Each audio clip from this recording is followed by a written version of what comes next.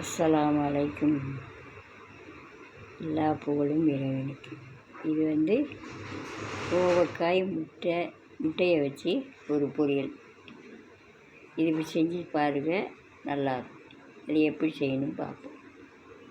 இப்போ வந்து ஒரு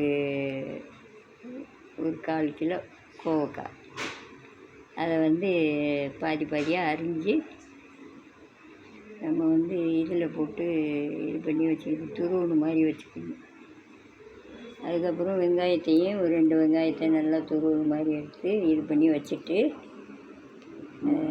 ஒரு கடாயை வச்சு எண்ணெயை காணத்துக்குன்னு எண்ணெயை ஊற்றி கடுகு உளுத்தம் பருப்பு, கடலைப்பருப்பு இதெல்லாம் போட்டு நல்லா தாளித்து கருவேப்பிலை எல்லாம் போட்டு வெங்காயத்தை போட்டு நல்லா வதக்கிக்கிட்டு, அதுக்கப்புறம் நல்லா இந்த கோவக்காயும் அதில் போட்டு நல்லா வதக்கணும். இஞ்சி பூண்டு கொஞ்சம் கரம் மசாலா, கொஞ்சம் சிக்கன் மசாலா இதெல்லாம் போடுங்க, நல்லாயிருக்கும், டேஸ்ட்டாக இருக்கும்.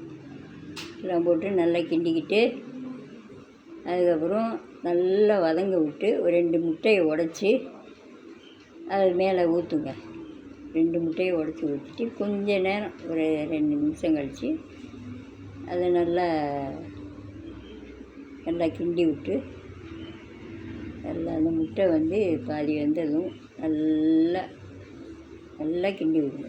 கிண்டி விட்டு நல்லா இது பண்ணி நல்லா டேஸ்ட்டாக உப்பு எல்லாமே போட்டு காணத்துக்கு எல்லாமே இது பண்ணி நல்லா கிண்டி இறக்கிடுங்க. இதுதான் முட்டை கோவக்காய் பொரியல். இது செஞ்சு சாப்பிட்டு பாருங்கள், அருமையாக இருக்கும். செஞ்சு, ஏன்னா சும்மா வெறும் கோவக்காயை செஞ்சு பசங்களுக்கு கொடுத்தா சாப்பிடாது. இந்த மாதிரி செஞ்சு கொடுத்தீங்கன்னா முட்டை பொரியல் அப்படின்னு நினச்சி எல்லா காயுமே சாப்பிடுங்க. இது எல்லா காயிலுமே செய்யலாம் அழகாக. இந்த மாதிரி இதில் மீன் மேக்கர் கூட துருவி அதையும் இது பண்ணி கூட போட்டுக்கலாம். அது ஒரு டேஸ்ட்டாக இருக்கும். செஞ்சு பாருங்கள், சாப்பிட்டு பாருங்கள், லைக் பண்ணுங்கள், சப்ஸ்கிரைப் பண்ணுங்கள். லைக்கே பண்ண மாட்டேங்கிறீங்களே, பண்ணி இது பண்ணுங்கள்.